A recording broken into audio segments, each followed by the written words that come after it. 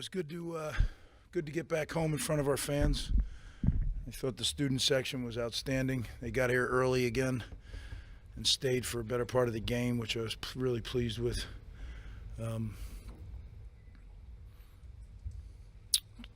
Try to answer anything I can. What do you think about the way Noah played and just the offense overall, and how nice was it to see the offense play this way after obviously some of the inconsistency the first two games? Yeah, we needed that, right? And I thought Noah was very efficient. I thought the O-line did a better job of protecting him. The big thing is we have not been very efficient in third down conversions, and today we were I think we were 10 of 14, which is huge. I mean, if you can do that, you're going to have a chance. And as I've said to you guys the first 2 weeks, if you don't turn it over, you always got a chance. And that's 3 weeks in a row. Really good job by them. Greg, did you guys make an effort to open things up more, or is it just that making the third downs kind of fed into that? Partly that fed into it, and the other thing was we protected better. It's not like those plays weren't on the video in the first two games. We just never got a chance to get the ball there. So we protected a little bit better, and we were able to get the ball out. Defensively in the first half, I was frustrated. I didn't think we played like ourselves. We didn't tackle well. We didn't cover man-to-man the way we're capable of. And we had a discussion about it. But they came out and did much better. I think Delaware was 3 for 8 in third down conversions in the first half, and they ended up 3 for whatever it was, 14 or 15. So they didn't convert in the second half, if I'm correct. I think I am. And I looked at the stats at half, and they had like 180-something yards, and now they ended with 261. So much better in the second half, but we can't go out and do that. We have to play Rutgers defense all the time, Rutgers special teams all the time, and as the offense gets better and better, the offensive line gets better and better, that's when we can become a team. Greg, what kind of game like this do you know is confidence heading into the Big Ten schedule? Well, I think anytime you perform efficiently like that, it would help anybody's confidence. Noah doesn't lack for confidence, though. He's a very confident guy because he prepares so well. He's one of the best preparation guys we have on the team as far as how he gets ready for each and every game. And, that's the way we approach it, that every game is a one-game season and that we put everything we got into that one game. And it starts tomorrow. We'll evaluate this one, and then they'll start to move. Everyone will start to move toward Michigan. Piggybacking off Bobby's question, the run defense specifically, what were some of the issues there? Well, it's not a big mystery. We lost the edge on the long run, and then we missed the tackle. It's a 14-yard gain. And you don't like 14-yard gains, but you live with them, right? And then you go get a 6-yard loss, and kind of balances out. But you lose the edge, and then you miss the tackle, and now you have a long run. And that guy's a good player. I mean, he's a really good player. He's the player of the year in their conference last year. So he's really good. Greg, 3-0, heading to the big house. I mean, is a game like that part of the reason why you want to come here? Big Ten football opportunity. Absolutely. Yeah, they're good. They're a really good football team. I guess it was pretty one-sided today. I didn't see any of it. I just heard the score. So we know what we're up against. It sounds like Michigan's back to being Michigan. And we had our crack last year and didn't do it. So now we're going on the road, and we got to find a way against a very good football team.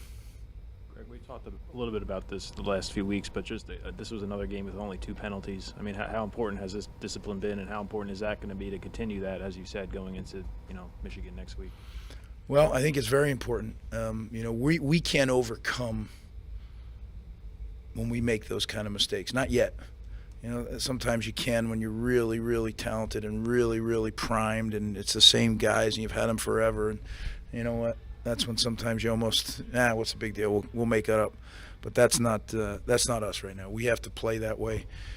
And I think the two big things, right? The biggest thing is taking care of the football. Guys have done a very good job with that. And then the second, is obviously if you play efficiently and you don't give back yards, you have a chance. With the offensive line shuffle with Bordner at left tackle to start, and was that I know you can't really see much from field level, but do you think it worked? Were you kind of experimenting with different units on the fly there? Well, it wasn't on the fly. You know, we practiced different combinations. We rotated. You know, so we had a 3 tackle rotation, a 3 guard rotation, and then you know, Nick was really the only guy who was the guy who played it all until the very end when the young pup got in there. So yeah, I think we're going to keep doing that until it really defines itself. But you're right. Without watching it, how do I know? You know, watching a lot of things during the game. Greg, I wanted to get you to expand a little bit more on the lack of turnovers after 3 weeks. I think it's the first time a Rutgers team has done that after 3 games since like 2009. It's been a long time. What do you attribute that to? Well, I think it's a serious commitment and buy-in by our players to what we stress. You know, we believe very deeply that the ball is the program. Kirk Shiraka brought that here, and that's stuck with us everywhere we've been. And it's very important to us that you realize that, you know, when you carry that ball, you're carrying it because, as crazy as it is, right, you need that ball to score every way except the safety. If you don't have the ball, you can't score. And to simplify it to the most simple degree, our number has to be bigger than their number, otherwise we lose. So kind of common sense, we got to take care of that thing, and they're doing a good job of it. We have to continue it, right? The minute you take it for granted, it spills. Talk about Brandon Sanders' big game today, big catch. His journey, it's been a rather unique one. It really has, and he's a tremendous young man. I remember I flew in to see my son Joe playing, and he was on the team. I think he was a freshman, and he caught a dig like back behind him, and I remember saying that kid, he's special. And then as time would tell, he was looking for a place to transfer, and he had some options, and he decided to come here, and he's doing a very good job, and he's really a great guy to have on the team. He's fit right in. He's helped us in special teams and at receiver, and playing both inside and outside. So it's really been we're very fortunate to have him. Coach, there's an old saying in sports that you have to go through the process, and now you're in a situation where teams been successful, particularly over the last couple of years. What's going to be the approach with this team going undefeated now, with some guys who've never been like this, to really make the next step? Well, the good thing about the way we approach things is, you know, what CHOP is about is staying focused on the job at hand, whatever that job might be. So, you know, they got to take care of their body tonight, and then tomorrow they come in and I literally tell them, look, we can't do anything about Tuesday until Tuesday, but we can make sure we do the things to make sure we have the best Tuesday possible. That's doing your treatment, coming out to practice tomorrow, and, you know, there's certain things that we really emphasize on Sunday nights, and we got to get better at it, right? You can't play the game till Saturday, and we just have to take care of what's right now. And you know, we literally start the season saying there's 12 one-game seasons. You spill everything you got. So when I stand up here, I can tell you, by the time I get here, I am shot. When I'm done with you guys, I'm not, you know, I am going home and hitting the couch. That's exciting me, but these games take everything you got. At least they do me. Take everything you got out of you, and I hope that's our team, that they put so much into it through the whole week that by the time they get to Saturday, it's just a great feeling. Or you're very frustrated because you put all that into it and you didn't win, right? So far it's been a great feeling all 3 of the weeks. Greg, you talked about this week. Don't overlook these guys. They're really good. First defensive series, you have the penalty, which extends the drive, but you still pressure and out. And then the first offensive series, you go right down the field and score. How encouraging is that to you that they listened and you knew they were going to be ready? I think we have a trust, our staff and our players. I know we do. We tell them the truth. So I don't try to sugarcoat it and tell them, you know, I flat out tell them what I think we're up against. And if we're not really, really on our chop, this is what could happen. But if we are, this should happen. You know, rather than play head games, we don't do that.